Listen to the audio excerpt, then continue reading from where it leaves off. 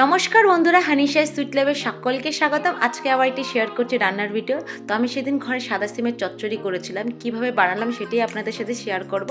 তো দেখতেই পাচ্ছ আমি মাঝারি সাইজের সিমগুলোকে ভালো করে বেছে কেটে ধুয়ে নিলাম।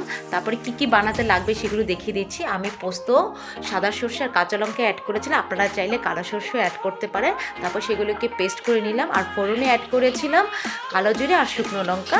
ফোড়ন দেওয়ার পর আমি সিমগুলোকে দিয়ে দিলাম। তারপর সেখানে হলুদ, পরিমাণ মতো নুন অ্যাড করেছিলাম।